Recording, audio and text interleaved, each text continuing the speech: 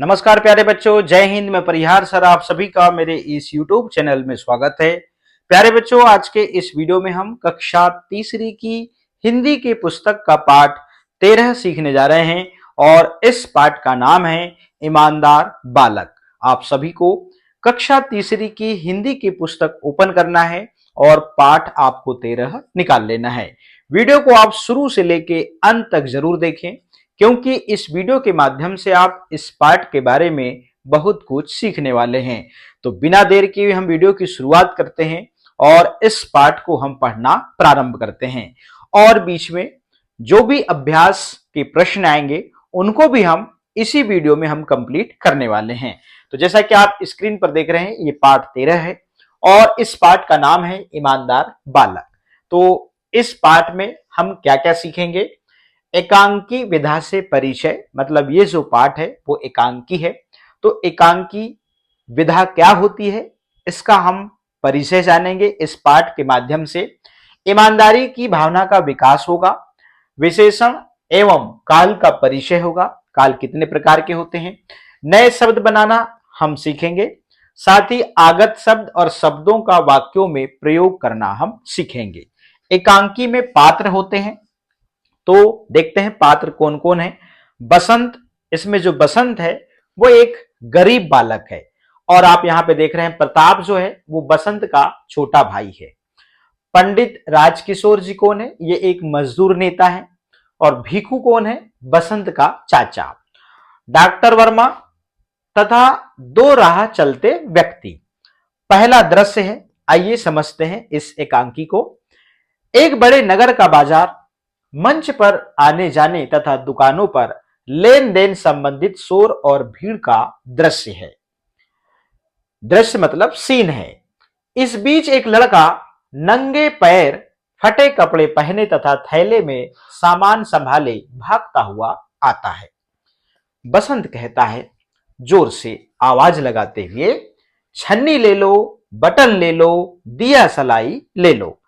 इसी समय एक मजदूर नेता पंडित राजकिशोर उधर से निकलते हैं और बसंत उनके पीछे दौड़ता है।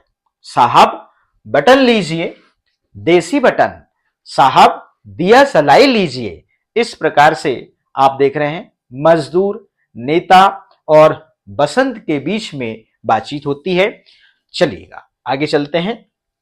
किशोर जी कहते हैं, भाई मुझे कुछ नहीं चाहिए, जाओ किसी और को दो। बसंत रुआसा होकर, मतलब नाखुश होकर, साहब अभी तक कुछ नहीं बिका, आपसे आशा थी साहब, कुछ तो ले लेंगे। राजकिशोर जी कहते हैं, नम्र होकर जेब से 2 पैसे निकालते हैं।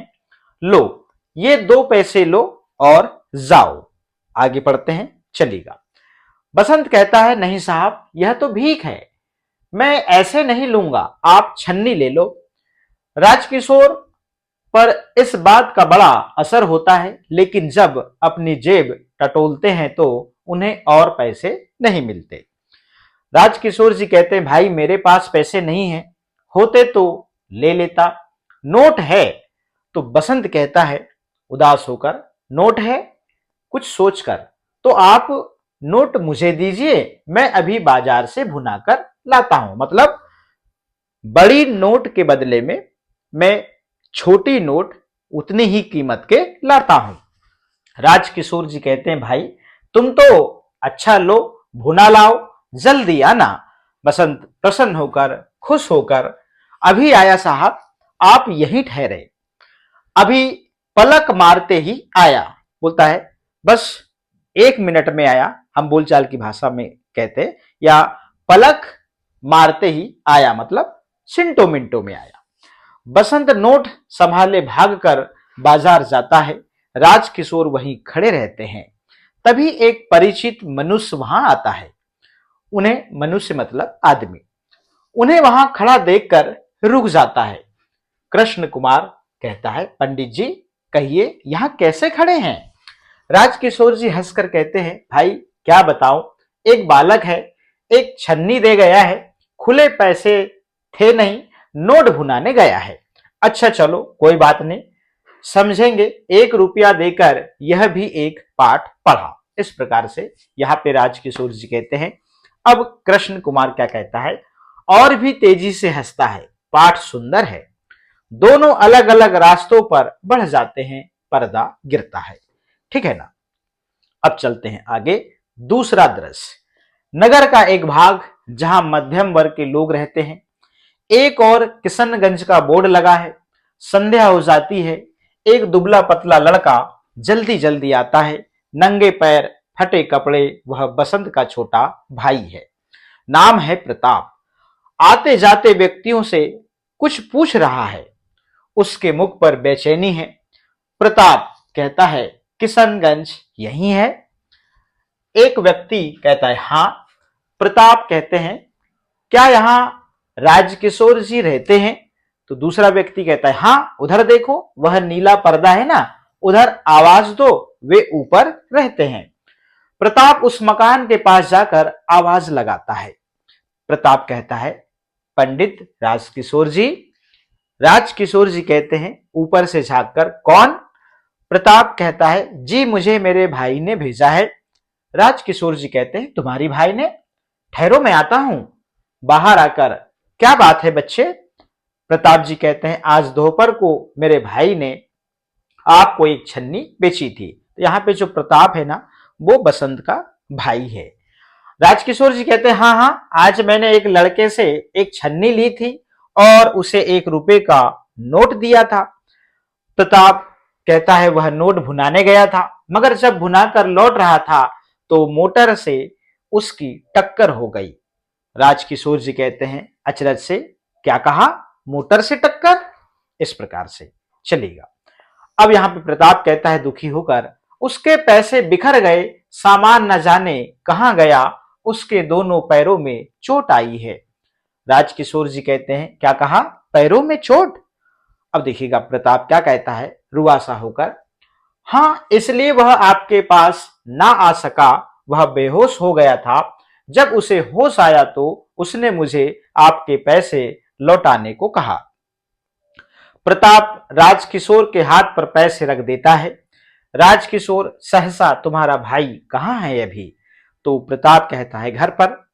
राजकिशोर जी कहते हैं, तुम्हारे माँ बाप? तो प्रताप कहता है रुहासे स्वर में, वे तो बहुत पहले ही गुजर गए हैं, मतलब वे इस दुनिया में नहीं हैं। राजकिशोर जी कहते हैं, क्या? एकदम सहज होकर, बच्चे रो मत, मैं अभी तुम्हारे साथ चलता हूं। अभी अमर सिंह से पुकार कर, अमर सिंह देखो, मैं विजयनगर जा रहा हूं, तुम इसी समय डॉक्टर वर्मा को लेकर वहां आओ। प्रताप चकित विस्मित होकर उन्हें देखता है, फिर ठगा सा उनके आगे आगे चल पड़ता है, पर्दा गिरता है। ठीक है ना। आगे चलते हैं। अब तीसरा दृश्य क्या है देखिएगा। विजयनगर में एक कच्चा घर, मंच पर अंदर के ओसारे का एक दृश्य है। जमीन पर फूस का ढेर, उसी पर बसंत लेटा है, गले तक कंबल ढका है, रह रहकर दर्द से कराहा उठता है। भीकू खांस खांस कर बार बार उस पर गुस्सा होता है। भीखू कहता है, मैं कहता हूं तू देखकर नहीं चलता, आजकल के बालक हवा में उड़ते हैं। बसंत कहता है, चाचा गुस्सा न करो, बड़ा दर्द है। भीखू कहते हैं, दर्द तो होगा ही, और क्या आराम मिलेगा? इस प्रकार से देखिएगा। यहाँ पे प्रताप घर में प्रवेश करता है। अब प्रताप यहाँ पे कहता है, यह रहा साहब। राजकिशोर जी कहते हैं, बसंत को लक्ष्य कर, बसंत। आगे चलिएगा। भीखू कहता है एकदम चकित और भावावेश में, आप आए हैं? राजकिशोर जी कहते हैं, कहां चोट लगी है बेटे, देखो। राजकिशोर पास आकर टांगे देखते हैं, पैरों में पट्टी बंधी है। टांगे छूते ही उसके मुख से चीख निकल जाती है। बसंत कहता है दर्द से कराहते हुए, लौटते समय में मोटर से टकरा गया था, इसलिए उसी समय आपके पैसे नहीं लौटा सका। आपने न जाने क्या सोचा होगा। राजकिशोर जी कहते हैं, उस बात की चिंता ना करो बेटे, मैंने डॉक्टर को बुलाया है, तुम जल्द ही ठीक हो जाओगे। अमर सिंह के साथ डॉक्टर का प्रवेश होता है। भीकू कहता है हर्ष से, खुशी से, डॉक्टर साहब आ गए? डॉक्टर साहब, बसंत यह रहा बड़ा गरीब लड़का है साहब। डॉक्टर पैर दिखता है। बसंत जोर से ओंठ भींचता है। प्रताप की आंखों से आंसू झरते हैं। वह कभी भाई को देखता, कभी डॉक्टर को। राजकिशोर जी कहते हैं उत्सुकता से, क्यों डॉक्टर साहब, ठीक तो हो जाएगा ना? डॉक्टर साहब कहते हैं पंडित जी, ऐसा लगता है एक पैर की हड्डी टूट गई है। इसके पैर का एक्सरे निकाल कर देखना पड़ेगा। दूसरा पैर ठीक है, पर इसे अभी अस्पताल पहुंचाना चाहिए। देर हो गई तो कुछ भी हो सकता है। तो राजकिशोर जी कहते हैं तो अभी ले चलो, मैं मरीजों की गाड़ी एम्बुलेंस के लिए फोन करता हूं।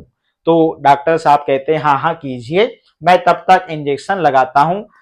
डॉक्टर इंजेक्शन लेकर बसंत के पास पहुंचकर उसे इंजेक्शन लगाने लगते हैं। बसंत कहता है आंखें खोलकर, आप क्या कर रहे हैं? डॉक्टर साहब कहते हैं मैं इंजेक्शन लगा रहा हूं बेटा।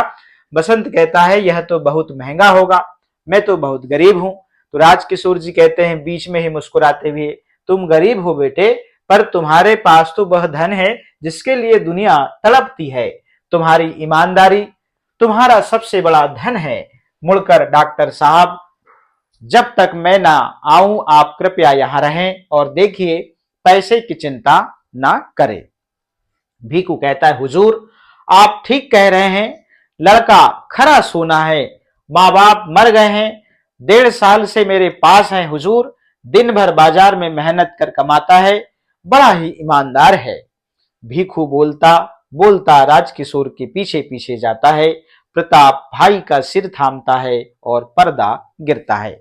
इस प्रकार से हमने इस एकांकी पाठ को पात्रों के माध्यम से पढ़ा और यहाँ पर 3 दृश्य को हमने इस एकांकी को समझा। अब यहाँ पे कुछ शब्दार्थ हैं। इस एकांकी में कुछ कठिन शब्द आए थे, जैसे राह मतलब रास्ता, पलक मारते ही मतलब देखते देखते या क्षण भर में, नोट भुनाना मतलब नोट को छोटे सिक्कों में बदलना, ठीक ना।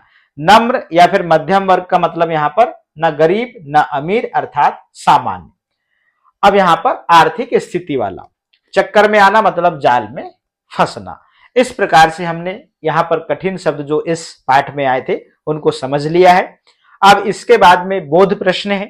प्रश्न क्रमांक 1 है, निम्नलिखित प्रश्नों के उत्तर लिखिए। पहला प्रश्न है, राजकिशोर कौन थे तथा वे कहां रहते थे? उत्तर में हम लिखेंगे, पंडित राजकिशोर एक मजदूर नेता थे तथा किशनगंज में रहते थे। प्रश्न क्रमांक है, बसंत क्या क्या बेचता था? उत्तर में लिखेंगे, बसंत छन्नी, बटन एवं दिया सलाई बेचता था। ग नंबर का प्रश्न है, राजकिशोर के 2 पैसे देने पर बसंत ने क्या कहा? उत्तर लिखते हैं, राजकिशोर के 2 पैसे देने पर बसंत ने कहा, नहीं साहब, यह तो भीख है, मैं इसे नहीं लूंगा। घ नंबर का प्रश्न है, बसंत नोट लेकर कहां गया था? उत्तर लिखते हैं, बसंत 1 रुपए का नोट लेकर बाजार में भुनाने गया था। अंग नंबर का प्रश्न है, बसंत के ना लौटने का क्या कारण था? उत्तर लिखते हैं, बसंत 1 रुपए का नोट भुनाकर जैसे ही लौट रहा था, एक कार वाले ने उसको टक्कर मार दी, जिससे वह गिर पड़ा और राजकिशोर के पास नहीं पहुंच सका। 6 नंबर का प्रश्न है, बसंत के घायल होने की खबर सुनकर राजकिशोर ने क्या किया? उत्तर लिखते हैं, बसंत के घायल होने की खबर सुनकर राजकिशोर डॉक्टर को लेकर उसके घर गए तथा उस ईमानदार बालक का अपने पैसे से इलाज कराया। इस प्रकार से ये प्रश्न कंप्लीट होते हैं। अभ्यास के ये प्रश्न हम ऊपर कंप्लीट कर चुके हैं। अब यहाँ पे कुछ वाक्य हैं, यहाँ पर कुछ कथन है। किसने किससे कहा, इसको हमको लिखना है। जैसे साहब बटन लीजिए, देसी बटन, किसने कहा? बसंत ने कहा। किससे कहा? राजकिशोर जी से कहा। जाओ किसी और को दे दो, ये कथन किसका है? राजकिशोर ने किससे कहा था? बसंत से कहा था। पंडित जी कहिए यहां कैसे खड़े हैं, तो ये किसने कहा था? कृष्ण कुमार ने राजकिशोर जी से कहा था। अब यहाँ पे जी मुझे मेरे भाई ने भेजा है, ये प्रताप ने कहा किससे? राजकिशोर जी से, ठीक है ना। आगे चलते हैं अगले प्रश्न में। भाषा अध्ययन, यहां पर अ लगाकर नए शब्द बनाइए। अब हमने पहले ही आपको बताया था कि नए शब्द बनाना हम सीखेंगे। तो यहाँ पे कुछ शब्द हैं, इन शब्द के पहले यदि हम अ लगा देते हैं तो देखिएगा एक नया शब्द बन जाता है। जैसे परिचित अपरिचित, विश्वास अविश्वास, समय असमय, प्रिय और अप्रिय। ठीक है ना। पढ़िए, समझिए और लिखिए। बसंत गरीब है, बसंत ईमानदार है, बसंत साहसी है। बसंत कैसा है? बसंत जो है गरीब भी है, ईमानदार है और साहसी है। तो यहां पे आप ने देखा कि 3 वाक्य हैं। तीनों वाक्यों में गरीब, ईमानदार और साहसी शब्द जो है वो बसंत की क्या बता रहे हैं? विशेषता बता रहे हैं। ठीक है ना। हवा और बादल की विशेषता देखिएगा। हवा ठंडी है, हवा गर्म है, हवा तेज है। अब पूछा जाए कि हवा कैसी है, तो हवा की विशेषता क्या है? ठंडी है, गर्म है और तेज है। ठीक है ना। यहाँ पे ख नंबर का प्रश्न देखिए। बादल काले हैं, बादल सफेद है, बादल घने हैं। तो बादल कैसे हैं? तो उत्तर लिखेंगे काले हैं, सफेद हैं और घने हैं। इस प्रकार से यहां पर ये बादल की विशेषता लिखी हुई है। आगे चलते हैं। यह भी जानिए, जो शब्द संज्ञा व सर्वनाम की विशेषता बताते हैं उन्हें विशेषण कहते हैं। इस प्रकार से यहाँ पे हम जो देख रहे थे, विशेषण शब्दों से हमारा परिचय हो रहा था। और विशेषण की परिभाषा है, जो शब्द संज्ञा या सर्वनाम की विशेषता बताते हैं उन्हें हम विशेषण कहते हैं। सही अर्थ चुनिए। बसंत नोट भुनाने गया, मतलब इसका यहाँ पे देखिएगा कोष्टक में यहाँ पे कुछ शब्द दी हुई हैं, तो जो सही होगा उसमें हमको यहाँ पर सही का निशान लगाना है। नोट सेकने गया था या बराबर मूल्य के पैसे लेने गया था? तो बराबर मूल्य के पैसे लेने गया था, यहाँ पे हम सही का निशान लगा देंगे। 1 रुपया देकर यह भी पाठ पढ़ा, इसका मतलब यहाँ पे शिक्षा लेना से है, पाठ पढ़ना से नहीं है। अभी पलक मारते ही आया, मतलब बहुत जल्दी। पलक झपकना से संबंधित था, इस पाठ में बहुत जल्दी से था, तो आप बहुत जल्दी में सही का निशान लगा देंगे। लड़का खरा सोना है, मतलब बहुत अच्छा है। यहां पर अच्छा सोना से संबंध इसका नहीं है। निम्नलिखित शब्दों को वाक्यों में प्रयोग कीजिए। जैसे नीली, सीता नीली साड़ी पहने हैं। ऊंचा, यह पर्वत बहुत ऊंचा है। साफ, यह चादर साफ है। अच्छी, गीता एक अच्छी लड़की है। तो यहाँ पे इन शब्दों को हमने वाक्य में प्रयोग किया है और वाक्य में देखेंगे ये शब्द जो है जरूर आ रहे हैं। ठीक है ना। पढ़िए, समझिए और लिखिए। जैसे अस्पताल, रेलवे स्टेशन, विद्यालय और डाकघर। तो अस्पताल में आप देखेंगे आपको डॉक्टर, इंजेक्शन, एक्सरे, एम्बुलेंस, ये आपको शब्द वहां सुनने मिलेंगे। रेलवे स्टेशन में आपको टिकट घर, प्लेटफॉर्म, पूछताछ, कार्यालय, सिग्नल, ये शब्द आपको वहां सुनने को मिलेंगे। विद्यालय की बात करें, अध्यापक, विद्यार्थी, कमरे, घंटा, इस टाइप का आप देखेंगे ये शब्द आपको सुनने मिलेंगे। डाकघर में लेटर बॉक्स है, टिकट खिड़की है, रजिस्ट्री खिड़की है, जमा खिड़की है। इस प्रकार के जो शब्द हैं आपको सुनने मिलते हैं। चलिएगा, पढ़िए, समझिए और लिखिए। अब यहाँ पे आप देखेंगे काल से आपका परिचय होगा। काल मतलब समय, काल मतलब समय, और समय जो है वो 3 प्रकार के होते हैं। ठीक है ना। वर्तमान काल, मतलब जैसे मैं अभी पढ़ा रहा हूं। भूतकाल, मतलब मैंने कल पढ़ाया था। और भविष्य काल, मैं आगे पढ़ाऊंगा। ये 3 वाक्य जो हैं मेरे वर्तमान, भूतकाल और भविष्य काल को बताते हुए मैंने कहा आपके सामने। अब देखिएगा, प्रताप गाना गाता है। प्रताप गाना गाता था मगर अभी नहीं गाता है ना। तो प्रताप गाना गाता है, हाँ अभी गाता है। प्रताप गाना गाता था और प्रताप गाना गाएगा। तो ये वर्तमान काल, भूतकाल और ये भविष्य काल। मीरा सुंदर खिलौने बनाती है, ये वर्तमान की बात है। मीरा सुंदर खिलौने बनाती थी, ये भूतकाल की बात है जो बीत चुका। मीरा सुंदर खिलौने बनाएगी, ये भविष्य की बात है, भविष्य काल। राजेश तेज दौड़ता है, ये वर्तमान काल है। राजेश तेज दौड़ता था, ये भूतकाल की बात है। और राजेश तेज दौड़ेगा, ये भविष्य काल की बात है। तो यह भी जानिए, काल मतलब समय। तो समय 3 प्रकार के होते हैं, वर्तमान काल, भूतकाल और भविष्य काल।